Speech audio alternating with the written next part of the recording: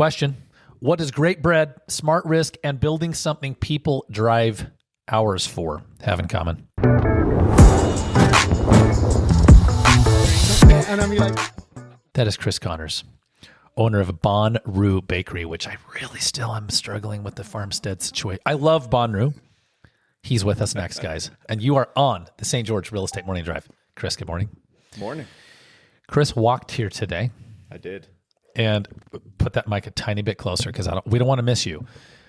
Chris, how did we open? What was the first thing I told you when I held up this sad processed fig bar?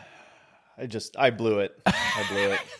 Halfway through the walk, I'm like, you know what? I didn't get these guys a box of Bonrue. Yeah. And that's what it's all about. It's okay. I went to Las Vegas this past weekend. Brought the front desk at Resorts World. You went to Resorts World? Brought them a box of Bonrue. Free upgrade.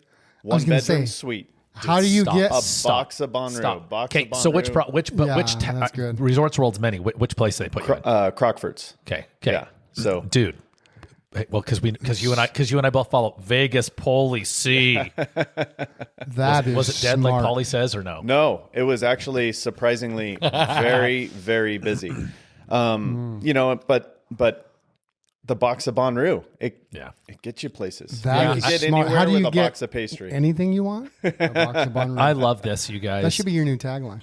No. It will be in future marketing campaigns. A box of Bonrue. We'll get you anything you want. Yep, exactly. That's so good. This is so fun. Chris has been a great friend of ours, actually a client of ours as well. But for many years since he came to town, we're going to ask Chris some really great questions, guys. You will want to catch all of this show, and quite frankly, you're going to want to catch the ending on YouTube. We're going to give you about 25 minutes today, 22 at this point, live on the air, and then we will wrap up with some of the most compelling, really kind of personal questions for Chris, because he's a transplant out of you know what my dad calls it, Lost Wages, Nevada. We grew up on that, dude. Oh yeah. I'll tell you guys a funny gambling story. It's not mine, but it's a story that I grew up with. There's two types of gamblers. Okay, tell me. Losers and liars. Yeah, thank you, dude. Thank you. So this is perfect. We're going to talk about this. I've got Jesse Paul here. Guys, we're at the Larkin Group headquarters. You guys see us at the corner of Tabernacle and University. Growing up, it was just 700 East, right? It only became University Boulevard several years ago. Yeah, like really? 5? Just 700 East. So, Chris, I may have told you this, but I grew up on 600 East right here. Yeah. Yeah. So, I mean, I have this old video that's floating around the internet from 2013, Jesse, 2014, 2013. It was our pre-listing video. I actually remade it, and it's still on the cutting room floor, but it was the thing we sent to sellers before we listed their home. Right? Okay. So you'd call me. Yeah. You'd hear me on the radio. I go, man, these guys seem really knowledgeable and really good looking. Also, not just a face for radio. You can tell how long ago. Not just a face for radio. Zoolander, Jeremy Larkin. Yeah, thank you. Right thank below you. It. Hey, exactly. So many blue steel. So, man, and not just a face for radio. So you'd call us after the show and say, hey, we've been thinking about selling our home. And of course, this actually has happened. Clearly, I mean, 13 years on the radio, you have a few of those calls. I would send you this video, right? It would be like, Chris, before we come out and meet, I'm going to send you this video. And in the video, I said, I lived in 3 homes on the same street, 600 East growing up, right? Here, and here. And then the camera was actually panning past. And it was kind of fun. Cool. And then I was walking across the Utah Tech Stadium lawn. And, St. George is a really, really beautiful place to be. And, we're going to talk to Chris about why he came here. This has everything to do with St. George real estate, does it not, Jesse? It does. Yeah. Here's the thing about real estate. Everything in life affects it, and it affects everything in life. Yeah. Like, it is so intertwined. Yeah, 100%. Business, personal life, real estate, all of it intertwined. Have you had, my mic's out. There we go. Have you had the question? I have probably 25 times, but I don't know if you've ever been asked, how do you guys have enough content to do this every week? Yeah. I'm like, guys, we could do 100 shows a year. You could honestly, There's actually not no much- reason you could not do 365 days of real estate programs. There's not that much you to do. can't tie Absolutely. back to real estate Absolutely. somehow. I'm like, Well, especially in southern Utah. I mean, it's just such it's an interesting market. It is. yeah. You came here how many years ago? I came here in 2019. Okay. Actually, 2020, at the very beginning of COVID. Yeah. And Okay, so I didn't realize it was that soon. Yeah, actually, so I owned a couple restaurants in Las Vegas, and at the very beginning of COVID, they shut us down. You're forced to close. yeah. And I said, let's go somewhere with our boys. We can't go to the neighborhood playground. They were 4 and 2 at the time. Yep. They taped it off with police tape. Mm-hmm. And I said, let's go to Southern Utah. Now, previously we lived in Springdale for 6 months after we sold our first restaurant. We bought actually a townhome in Springdale right behind Mimi's. Sure. Yeah, I know exactly what you're talking about. Yeah. And so Nice. we bought that. We lived there for 6 months. We didn't work at the time. We had the luxury of just taking 6 months off. It was just myself and my wife prior to children.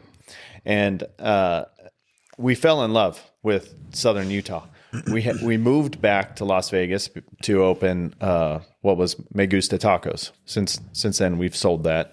It was a taco shop. We had 2 locations. Yo también. Me gusta tacos. See? Tacos. Okay. See? Anyway, yes. There you go. I too love tacos. And then we opened up a wine bar, which we still own, with my business partner Lee, and What's that place called? the Local. Yeah, That's at the right. District in Green Valley, Yeah. wine and cocktail lounge and charcuterie. I like the and District. stuff. District's beautiful. Yeah. And But they've tried to do those things here, as you know, and it's never worked. Meaning like outdoor shopping, we've never pulled it off. But The whatever. district's cool. You know, fun fact: when I was in college, I worked at the Cheesecake Factory in the district. oh, nice, nice. Yep, that place. 2009. That place crushes. It's Cheesecake Factory, 427 page menu. Yeah, exactly, dude. And listen, and every meal between 1,800 and 2,600 calories. Yeah. Oh man. Yeah. So okay, so you still have the local, yeah. Yeah, so we're there, and then they close, and they close us down, and we go to Southern Utah, and we stay at that town place off of Green Springs. Yep. And there were literally no rules. There was no mask mandates, anything like that. I'm like, wow, we could be outside. How refreshing is this? Yeah. And I called the Jewel, just brand new. As in JOULE, as in a unit of power. But anyway, people always thought it was jewel, as in like a ring. Yeah, yeah. And they had a place, for lease, and they wanted to do a restaurant there. And so I called on it, and literally I got a call back that day, took a look at it, and I asked for the lease rates, and I was like, wow, this is really attractive if we could get people here. Called a friend of mine who was on the U.S. baking team, world-class baker, Chris Herron. The U.S. baking team. Nice. I know, and rest his soul, dude. It was amazing. I know He was he's passed amazing. away. And I called my business partner, Lee, and I said, man, this just has some legs here. The lease is very attractive, and I think we could do something like a donut shop. And so we were going to do Me Gusta Tacos on one side. I remember this was the deal. Yeah, and a donut shop in the other. And they actually screwed up a little bit on the hood, on the build out. They said, look, we gave you an apartment style hood for like a 4-burner stove, not a commercial hood. Like, we know you have a whole restaurant planned, but that actually isn't going to work anymore. And it was like one of those Bob Ross happy mistakes Incredible. type of things, And it was they said, look, we'll make it right, but you got to do one concept. And myself, Lee, and Chris got together, and we said, why don't we just make this an awesome bakery? Yeah. And we Googled baguette, and like the nearest location was Salt Lake City for baguette, like a piece of bread. But Chris, to be fair, in Parowan, there is the billboard that says they have the world's greatest cinnamon roll. I don't want to be like, I don't want to make a big deal here. I've had that cinnamon roll, by the way. It's not my favorite because I don't really love cream cheese cinnamon rolls. I'm more of an icing guy, but whatever. Yes. It is literally the little Chevron downtown. It Have you is. been there? It is. Oh yeah. Yeah. We try to support them. Yeah. Of course you do. Yeah, So anyway. yeah. And so we we moved here. We lived at the Jewel, myself, my wife, our two boys, and our dog, Kershaw, who's 13 now. And I was living at the time about, one city block away. But really, I mean, if you were counting doors, I was about 6 doors away on 200 West. Yep. And that's when we got to know each other. And I remember Jewel going up, and that was so interesting because growing up, that's where Wilkinson Electric was, and Wilkinson's House of Lighting. And that building was just like, holy crap. I mean, that thing had been there. My childhood, you went into Wilkinson's, you went in with your mom. Mom would go in. Dad didn't really go in. I'd go with mom, and they had all these tchotchkes and trinkets, and you'd kind of just get lost in their low ceilings. It almost felt like an antique shop, even though it's a really cool store. So finally, right, I mean, they wiped 2/3 of a block for Jewel Plaza, the Wilkinson family, Wilkinsons and Johnsons. Buck did our electric. Buck comes and gets a pie every year. He's probably the most. He's one of the most amazing individuals I've ever met. He's cool. Just fantastic. Just for fun, Buck and Randy, his brother, my dad, my Uncle Daryl, my Uncle Graves passed away. Those guys, they all grew up right here. Yeah. Right here. So, for instance, my father's home is right where the fire station is. Okay. That's what it was. There was the chapel, and then there was a home, but the home before you ever came here was gone. And so, it's so fascinating because here's what I like a lot about your story, Chris. One is that you guys moved into Jewel Plaza with a young family. Yeah.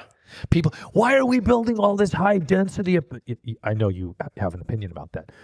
We shouldn't have apartments. We're going to become Los Angeles. Oh my gosh. Right. Was that your experience living in an apartment building downtown? No, actually, that it was like Compton? I don't know if we would have been able to come here because it was at the height of everyone. We couldn't buy a home. It was like you saw a home before you even did a tour or called an agent. It was sold. Yeah.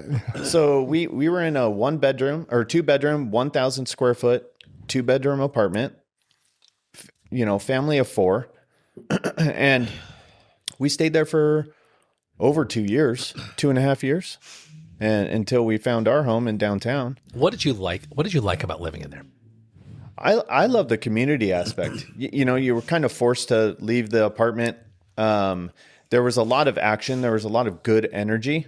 The apartment, Mary Ann's the manager. She's fantastic. She takes a lot of pride in what she does, and it's hard to find people like that who take a lot of pride in what they do. And it was a cool atmosphere. I mean, you'd see different people every day. Yeah. They had a nice little pool. They had a community room. They had a gym.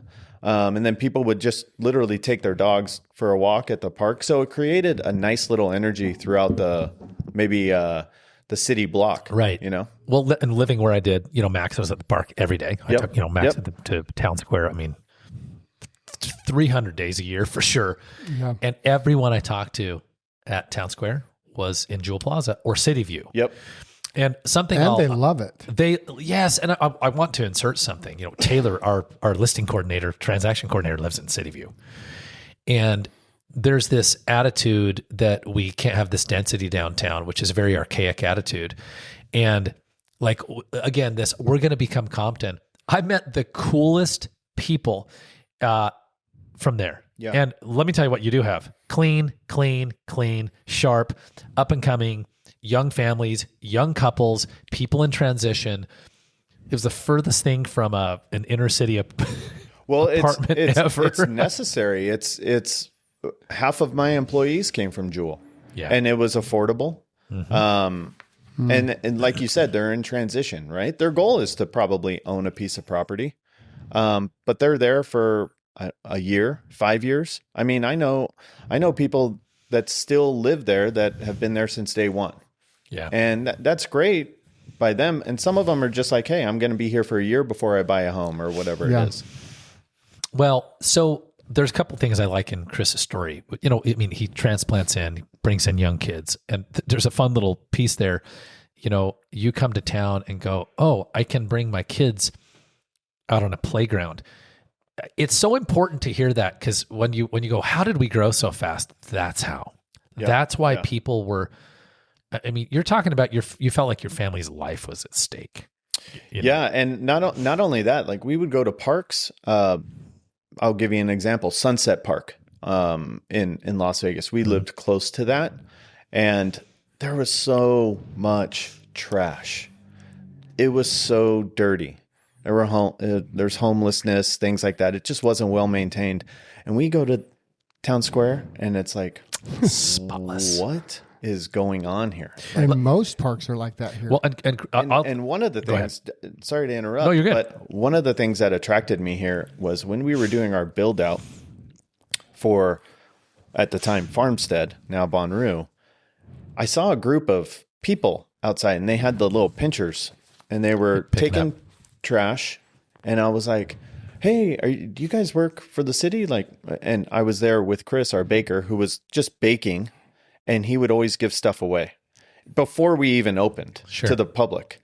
And he's like, hey, get those guys over here. So I talked to him, and I was like, hey, you know, what's going on here? You work for the city, right? And they're like, no, we are just a group of people that come around and pick up trash. We're just citizens who actually give a bleep. Yeah, who care? And it just opened my eyes where it's just like a true community spirit. There's another thing. You want to get what you want? They started giving them donuts. Guess what the cleanest area of town is that's now. right. That's right. Well, what's funny is, so my father, Dale, who's around, he and I watched the national championship football game together last night. Yeah. I took Chili's to go over. Awesome. We talked about Chili's. It's just, dude, $10.99. They're doing $10.99 for the burger, job. fries, drink, and a bag of chips. It is an exceptional value. Yeah. We've had this conversation. So my dad was the guy that would pull his car over on the side of the road, in the middle of the road, and pick up a box or a weed. Mm-hmm. People know this. The family knows this. But, you know, if you went to, and I'm going to say this in a very intentional way, the worst neighborhood in St. George. Now, people are like, well, which one is that? Well, as a realtor, I can't even say that.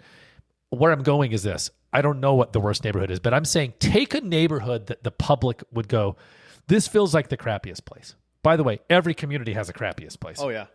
The crappiest place in Washington County.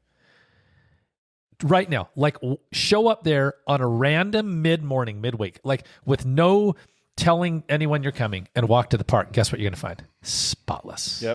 Yep. Safe. Yep. Every time. Yeah. Like, who cares about how good the best neighborhood is? That's the a worst key point. neighborhood is incredible. Yeah. That's a key point.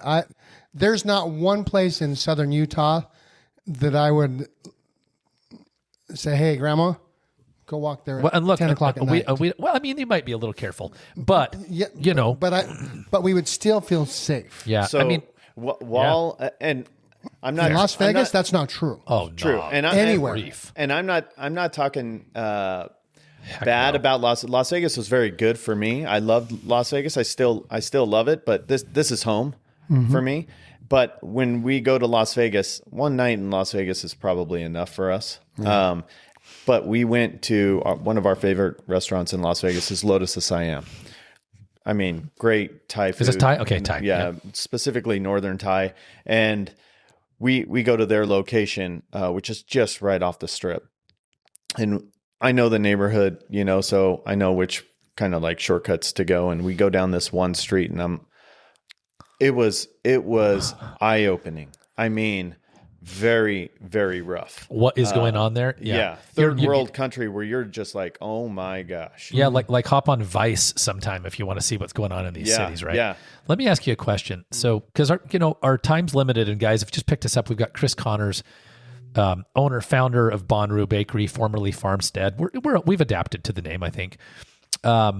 And talking about Chris's story of coming from Las Vegas, bringing his family here, his young family, and starting these stores. And if you want to pick up the full show, all of our shows are on YouTube. You just go onto YouTube, go onto YouTube and look for that's where I was going, the Larkin Group, or Go St. George TV, Jeremy Larkin, Jesse Paul, Larkin Group. So we're going to have an extra 15, 20 minutes of bonus content that is on YouTube, and we're going to ask some great questions. Chris, when you started Farmstead, because we're going to ram this into like 2 minutes. Okay. Farmstead eventually became how many stores? And then we're going to talk Bonrue. 3. Yep. So And then St. George, Hurricane, Springdale. And then we went to the commercial bakery. Yep. Which was what about? Are we talking 24 months ago? About 2 years ago. They opened the commercial bakery in Leeds. Then they become Bonrue. Why? So trademark. Yeah. We had to change our name. Farmstead. There was a Farmstead in Napa, California, and they had the trademark to a restaurant, all things restaurant, with the name Farmstead. I even went up there and tried to co-own the mark, and they were 5th generation Napa. You physically went there, right? Yeah, I physically went there. It didn't end up so well. So we had to change our name, and so wild. we came up with through a lot of asking our customers, hey, what do you think of these names? And we came up with the name Bonrue. Bon, it's a rough translation. Bon meaning good, rue meaning street or avenue. So a good place is roughly Bonrue. what it equates to. And we thought that was perfect for us because it's become a neighborhood staple. Yeah, it has. And we want to be the best bakery in every neighborhood we go. And we have, bigger things on the horizon, more locations in northern Utah, southern Utah. And I love this. I've once upon a time, he knows this, of course, because it's now in some of their billboards too. I shot a video saying best bakery in Utah ? Right. It's now I look at the billboard every time I come out of Vegas. I did last week. How many people do you employ? Right around 100. Okay.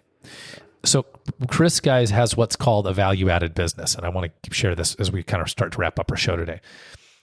When the value, I mean, it competes with local businesses, but what he did is they came in and created jobs, right? You created jobs that didn't exist. Absolutely. Right? Yep. 100 people, 100 people. This is amazing. What's your biggest challenge in running a bakery? Finding good people. Yeah, I that was a setup, but for sure. I'll give you an example. We were hiring an executive baker. She's actually flying in from South Carolina. So we're becoming, we have 100 locals, right? And now as we try to become one of the best bakeries in the country, we recruit from, throughout the country. Nice. And now, it's become, we've created a name. So we have people applying from all over the country, world-class bakers. That is so cool. Is this so cool? And guys, keep us on track on time for our 25-minute show, 2 minutes today on the air. I love this thing. Talk to me about this. I know what I love. Blueberry croissant. Thank you. Triple baked blueberry croissant. Tell us the top 3 in order products that you sell. Queen Amon. Done. Number 1. Queen Amon, which sounds like queen. It doesn't. Milk dough laminated in butter and sugar. It comes from an area in northwest France that's known for its butter. We get our butter from either Normandy, France, or New Zealand, grass-fed butter. Yep. Triple baked almond. So love the triple baked almond. Well, I'm game for that. And then there's kind of like a toss-up in terms of like the best-selling item. Sometimes it's a cinnamon roll. Sometimes it's a cheese Danish. Sometimes it's the guava cheese Danish right now is like skyrocket right now. Yeah. So that's we wonder what it tastes like. Actually, this morning we do. I know, man. I know. I'm gonna hear this. I should. Yeah, I should. You're not living this one down. I tell my employees now the 5 Ps: proper planning prevents poor procedure. Yep. Yeah. I should have planned. I thought properly. It was performance anyway. Procedure. Chris, it could be performance. How many years ago did we help you buy the land downtown? 3 years ago. Yeah. Bought an infill lot on 300 South, built a home on like this. I love this because Chris knows I'm a downtown guy. Jesse is a downtown Hurricane guy. Actually, all 3 of us are like old. Yeah. He lives his home's built like 1920. Yeah. So 3 years ago, Chris built a home right downtown St. George. He walks to the bakery. If people want to find you, what's the best way to find you? Info at bonruebakery.com. Info at Bonrue Bakery. Bonrue spelled B-O-N-R-U-E. Yep. Info at, guys, Chris Connors. If you want to pick up, we're going to have about 20 minutes of bonus content on YouTube, which is kind of fun. In 15, 20 minutes, we'll kind of see how we do. Visit us at the Larkin Group. Just look up the Larkin Group on YouTube or Google the Larkin Group. You can find our YouTube page, Go St. George TV. We're going to have some fun there. You can pick up every single show and go see Bonrue Bakery right downtown St. George or downtown Hurricane or Springdale. You want to get into the bonus questions? Let's do it. Okay. So, let me ask you this. What is one thing in this story that we've talked about today? And of course, for our YouTube listeners, you saw us wrap up a live radio show. I'm just going to keep going. And before I get into 3 bonus questions, what is the one thing in your there it is, your story this morning, because we're moving quick, that you haven't shared that you want to share? Oh, man. What's something in this story I think this is something that should be shared? I think it was with our story in general, just with my family, the support that I get from my wife is incredible. And Stacy, good woman. Stacy's amazing. But the support that I get from the community is absolutely amazing. And as far as like what I haven't shared before, I try to share everything, but just overcoming a lot of hardships. It was really tough for us after Chris passed away. And we really were like, should we just close? Wow. And, because he was such an inspiration to us and he was such a cornerstone in Did Chris pass of cancer? No, he actually, or he had a heart attack or something. I can't remember what happened. It was now that I asked that. And he died with COVID. Oh, and he had health complications and things like that. Dang. We actually got, the only reason I chose to get vaccinated is because Chris came up to me and said, "Hey, if I get COVID, I'm a goner. Like I'm done. Like we need to go." Yeah. Wow. And I was like, "Great, let's go." Wow. And we did. And 3 months later, he passed. You're like, well, Chris, what are you doing? No, I mean, I get it. Like what a deal. So he passes and you guys go, he's the executive chef. He was on the U.S. baking team. Wow. I want you to envision a guy with a red, white, and blue stars and stripes baker's hat on. I don't know. He did. Yeah. Did he really? Oh yeah. They went to France and they won gold. That was the first U.S. baking team that won gold. I love this. Wow. They went to France and they're like, just so you know, we're on your turf now, dudes. Yeah. Was he from here? He was actually from Detroit. Okay. Yeah. And like he just had a baker's heart, and part of our branding going forward with Bonrue has Chris's stamp on it for sure. Man, I love that, a baker's heart. Yeah. I wouldn't be where I am today if it wasn't for Chris. Mm-hmm. I wouldn't be where I am today. Yeah. Yeah. I really appreciate you sharing that. My uncle Gray, who passed away about 10 years ago. So Gray is Darren's dad. Okay. So Gray and Dale, my dad, were in business together, Chris, for 40 years. Actually, more than 40 years, but they owned the company that Darren owns now. It was Larkin Plumbing and Heating. They had half of this block. So right where you see 605 Place, that was all their shops, their yards. Cool. There were a couple of little houses right here that were commercial, and then they had the whole inside of the block. My whole childhood, bro, was spent going to the shop. So when I bought this building about 3.5 years ago, I got ready to renovate. And we've talked about this on the show, but it's so fun. I actually shared this on Saturday at the St. George City office building, their grand opening. I shared this with a couple of people there. I was talking to like former Mayor John Pike. My dad said, before you start this project, what Uncle Gray says about this. I said, no, what? When he said it, I said, oh my gosh, I do know this. He said, remember, it's going to take longer, cost more money, and be more frustrating than you think it'll be. Oh, yeah. Oh, absolutely. And so take longer, cost more, be more frustrating. Does that sound like your journey? Oh, I opened my first restaurant. I had $500 to my name. I didn't have a wealthy uncle who I could just call, and it was all my wife said, yeah, let's do it. We're all in. Like, let's go. We put all the chips on the table. You know what, dude? Kindred spirits. I just had a thought. I grew up with $500 to your name. $500 to your name. and this is where your wife is all in with you, right? Mm-hmm. Growing up in St. George, I was the youngest.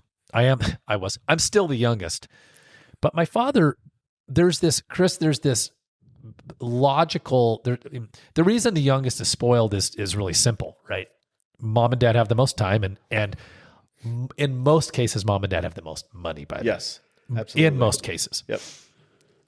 So I never went without, and I always, especially young and married, I definitely got some help from my dad. But what's funny is I had forgotten until those words were uttered from you just now. We had some big freaking years. 2019, 20, 21 were huge for our team. Yeah. Big money. Yeah. I put Jesse knows, every dollar, we're sitting on it, into this building. And to this day, I've asked myself if that was a very good idea. Yeah. It's a great idea when I come in here and it's fun. But in 40 years from now, 30 years from now, you'll look back and go, yeah, it's a legacy. We call it Legacy Corner. But what's funny is it was so fun to hear you say that, because I realized I always got help from Dad. But you know, the funny thing is, when I bought this building, I didn't. I took basically 100% of the cash we had in the Larkin Group, Cane Creek Ventures, over at Cache Valley Bank, and we got an SBA loan. You know about this stuff. Oh, yeah. It's part Cache Valley, part SBA, part cash. Bought the building, spent a freaking year renovating it because every single thing that could go wrong went wrong. And, look, this is why I had you on. These are the stories of what's actually happening in St. George, people who are doing. And Jeremy, when I opened my restaurant, it was 2009. I walked into a bank and said, I have all this, experience, hospitality, restaurants. And they were like, you aren't getting a loan. We can't give you a loan. Even the district, which was owned by the Greenspuns, they were going through bankruptcy. And they said, we can't give you TI money, tenant improvement allowance. Sure. We could give you free rent. That's it. We scraped together like old refrigerators and things like that, and we made it work. And we just kept hustling. Yeah. And it's not an overnight, that's 2009, 17 years later. Yeah, that's your overnight success. Yeah, yeah. Yeah, exactly. Every day. You like redefining yourself in serious times. 2009, absolutely. The pandemic. You know what? I've also found when people are really fearful, that's when you do it. That's the Buffett quote, right? Yeah. When times are good and everyone's spending cash, it's like, okay, well, everyone's doing that. I think that's when you need to save a little bit more. Yeah. Let me ask you a question. Let me ask you 3 questions. I'm just going to ask 3. All right. Question number 1. We ask our guests these 3 questions. Number 1, what's one thing that someone considering move to St. George? Now, this is a long question, but we'll give you some time. What is one thing that you would share with someone moving to St. George that, they should know before packing the moving truck? I would say do your research, right? Understand that this is I'll say I'm not LDS, but it is a Christian community. Sure. Community, family, God are very much at the forefront. Yep. And I love it. I consider myself a Christian.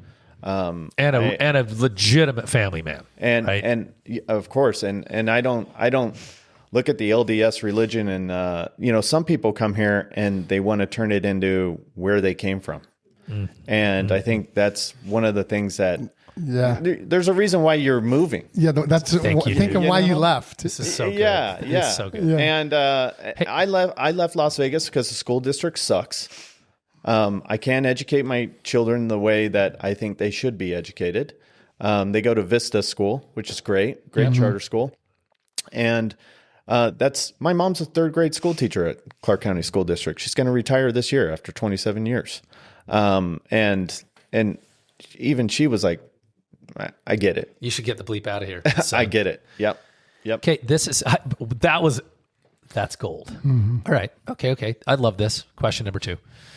What's one thing you think St. George is still growing into or missing? And I told him last night via text, like not the ocean, meaning something that they could really obtain. I didn't. I asked my wife this question. Did you really? Yeah. She said affordable housing for almost like starter homes for small families.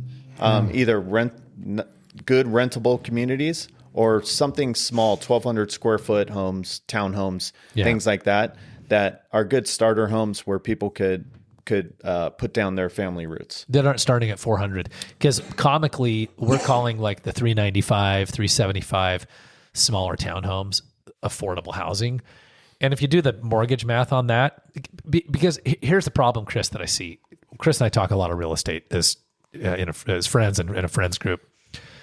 If you look at the mortgage math, what percentage of a down payment, this is just a discussion amongst us guys, and this is not, I don't have the actual data. What percentage of people purchasing the lowest priced townhome in St. George, 375, 400, have 20% to put down? Yeah. Maybe two. You see the paradox of this crap? Absolutely. Very few. Very few. We see like behind you, you have Thomas Judd's store, right? Look how small that place is. Mm-hmm. Yep. Someone could actually live in that size, right? Spend a lot of time there. Some people look at it and say, no, that's too small for me. But it just depends on whether or not you want to make that commitment and that sacrifice, right? Sure. So a lot of it is, we sacrificed all, the three of us, right? We just talked about some of the sacrifices that we make in order to get where we're at. Yeah. And some people, those starter homes are super important. Jewel apartments. Another thing, I think that's what probably the city needs a little bit more of. Mid-rise, 3-4 stories, something a little funky that brings in the downtown energy. You and I are both advocates of this, of the density. Yeah. So, somebody asked this question. I was looking to see if I had this. I thought I had saved it. It talked about what would have to happen. I want to cover two things. I want to come back to the density and these high rises, but it talked about that one of two things would have to happen to get affordability back in the United States. Did I send it to you guys? I don't know if I did. I don't think 35 this morning. I thought I was going to either a 35% drop in home values to get, by the way, this is to get us back to 2019, Chris. Yep. Jesse, what are the odds of a 35% drop in home values? Very slim. Like impossible. Especially here. Impossible. I don't think it's impossible. There would either I think it's corrected as much as it's going to correct. 35% drop in home values or going back to 2.62% interest rates. Chris, what are the odds of us going back to 2.6? You're an economist. You're a student of the economy. We going back to 2.6%? I don't think so. Not anytime soon. Yeah, because guys, what would happen if rates dropped to 3%? What would happen to housing? Oh, it would go skyrocket. Crazy. So here's the problem. If it goes back this is crazy. Right now, we're extremely unaffordable. Probably the most unaffordable we've ever been right now. And Jesse, that's really, because of values and interest rates. Really quick, and we have the founder of Bonrue Bakery here, who knows what it's like for his employees. Oh yeah, these young kids ain't buying a house. Oh yeah, no. And you couldn't pay them enough and keep your business afloat to do it. And I used to do the job verification stuff, right? All the time. Job verification, I'm getting a home loan, all this kind of stuff. I can't tell you the last time I filled one of those out for one of my employees. Interesting. Here's what actually that's like a real litmus test of what's going on. Yeah. Here's what they're missing in that theory. What actually needs to happen for affordable housing is to everybody to come together and realize that everybody's going to have to give something to make it happen. That means landowners, the city, current homeowners, everybody's going to have to give something up or participate, let go of a little bit of greed. It's also a mindset. Let go of a little bit of protectionism to make that work. Yeah. It's also a mindset of this is how we do it. This is the way we've always done it. There's probably going to be some new solutions to housing. There has to be. We have to have some variety. And when we talk about density, now let's circle back around. Yep. Facebook this week, Whitworth's announced their project on the boulevard. Awesome. Right. And of course, we're loving it. We're like, yes, retail on the main floor. Yes. Stuff above. That's cool. And somebody said, why don't they just put this stuff out at Desert Color away from downtown? This is fun. I want to ask a guy who built his home downtown, who started his business downtown. It's not a loaded question. Why? Why do we want it on the boulevard versus out in the middle of nowhere? Well, we want people. So Correct. this is where St. George, I think, kind of struggles with right now, is those shoulder seasons. So January, July, maybe August, where you see kind of like a dip in visitation. And you feel it in your bakery. And you feel it in the bakery. Those are our slow times. Hotels like that, bringing conventions, huge. I mean, a huge bonus. Huge. Yeah, it's a big deal. And when you bring the density downtown, because how many units are in Jewel? 200 and what? I think it's 220. Yeah, something like that. Yeah. Think of this. Here's the beauty of the density, Jesse. You take a half of a block. You put businesses on the main floor, which you want downtown, and then you stack 200 households on top. Do you know that would require 200 building lots out in the periphery? Yep. And then what you do is you've infused all that downtown. Now those people are walking to tell us about your coffee concept for people who don't know is FS Coffee. FS Coffee from Farmstead, which is right there downtown. We haven't talked about FS. They walk to FS. They walk to Farmstead. They walk to Bonrue. Bonrue. Now I'm in Farmstead mode. I was going to say they walk up to George's, or I walk to George's all the time. George's, by the way, is someone asked me, what is the number one place you eat in St. George? I said George's. They said why? I said, for the cost and the atmosphere and the flavor, I walk 2 blocks from my house to George's. Yeah. Now, I like nicer food. And the people, too. Yeah, the great food. Yeah. We are great people. But the point is, you walk, you infuse that. And not only that, the argument is parking. We need parking. But I see so many people walking and on scooters. Guys, we don't need more parking. That is, that's what creates the energy. Hot take. Here you go. Here's the hot take. We do not need more parking in St. George. No, I don't think so. Parking, it's interesting. You and I follow the same guy on Instagram. If you go to a major, he did this analysis, and then we're going to ask Chris the last big question. He did this analysis during the busiest time this was in the Midwest, at the holidays, when every single mall was just teeming with people. Yeah. When you go to the mall and go, why did we go here today? Yeah. And he said, if you go out to the perimeter of the parking lot, what did you find in the big malls? What did they see at the end of it? Empty. When I saw the video, there's empty stalls. Oh, well, I would have to walk. Walk where? Listen, how long does it take to walk from the furthest stall at Walmart to the front of to the door? 60 seconds. 60 seconds. We do not need more parking. Well, I went to Iron Man and that is a one-off singular day event downtown. That is not reflective. Yeah. Do you have a parking problem ever downtown, living downtown? Never. Nope. No, give me a break. Never. Last question. This has been so fun, guys, with Chris Connors here of Bonrue Bakery, FS Coffee. We asked him 2 questions and hope you guys heard those. One was, of course, we talked about what is something that someone needs to understand if they're considering a move here. Number 2 was, what do you think St. George is missing realistically, like not the ocean? I think the last one's fun. What is your favorite part about building a life and business here that would be hard to give up? What would be hard to give up as a guy who built a business and a life here? Oh, man. If someone said, hey, you got to move. The community itself is just amazing. The neighborhood, the different entities that we easily do business with, the city.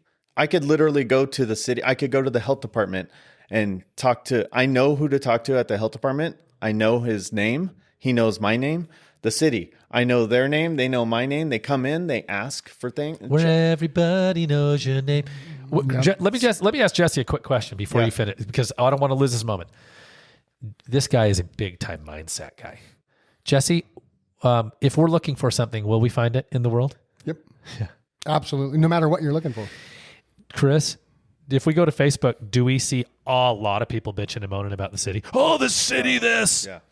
And listen to this. He's like, dude, do you know how Las Vegas for he's like, do you know how easy it is to freaking do business here? You know what's great about the city? I see a lot of people complaining about the the bike lane on 100%. on what is this, University? Yeah, and since my office is 20 feet behind us, I watch people hit the curb, so I'm aware. What I think about is, where's this city going to be 5 years from now? That bike lane is going to pay dividends 5 years from now, 7 years from now. We're so used to a city trying to patch up things as we get bigger. Listen, I am from Las Vegas. The orange cones are all over the city. They've been that way for 25 years. They are always trying to patch up things where they're like, yeah, that kind of caught us off guard. Oh my gosh, we're You're growing. like, well, how did it catch you off guard? Yeah. These are necessary improvements, and it's actually being proactive. And I love how we're being proactive. No one points that out. Especially in a community where so many people ride. Yeah. It is a big deal. Absolutely. And here's what I'm hearing right now. Well, I don't ever see anyone in that lane.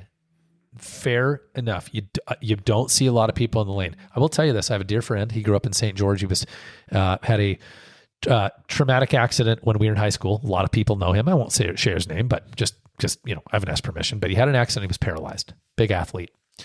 The guy is a well-known financial planner in town. Runs a big business. Takes his wheelchair from just south of the freeway. Takes his wheelchair. I see him. We talk out here. We've talked out here 3 times in front of the building. Goes right up the bike lane all the way up. Yeah. Right across Tabernacle to his office. Yeah. Does business. Comes back. As long as the weather's good. Just goes all the way home in an electric wheelchair. Yeah. I was watching, and I'll wrap this up, as we talk about planning our city. I watched the national championship football game. And to be clear, I didn't even know who was playing until I sat down, because I don't follow. Go Hoosiers. Yeah. Amen. And it was fun. It was a good game. It was a great game. I was hoping that Miami would score at the end, so it'd get really dicey. You know what I mean? Because it was close. Yeah. When he threw that pass that was intercepted at the end, Miami. For anyone who's a football fan, and Chris is a football fan, does the quarterback throw to where the receiver is or where he's going? Exactly. Because the receiver's moving. Yep. So in that case, they were kind of Hail Mary. It was like they had to score. But does this make sense, Jesse? The receiver's sprinting, and these are some of the fastest men in the world. Yeah. Yep. So the quarterback is always throwing about 10 to 15 yards ahead of the receiver. The city of St. George, guys, is really trying. They spent $51 million on the city office building, and there will be complaints about that. But I was there Saturday. That is, and we argued and debated that whether we should have put retail there. But once I was there Saturday, I was like, this is pretty sick, man. The city is trying to anticipate the future. And my final comment today, Chris, thank you for being on. Absolutely. My That was pleasure. so good. Thank you. St. George is never going to stop growing. Let me just let that be out there. We ain't controlling it. We should. We're not. We can manage growth. It ain't going to stop. So we have to manage it. Guys, visit us at gostgeorge.com or Google the Larkin Group if you want to chat with us, or send Chris an email, info@bonruebakery.com. Yeah. Over and out.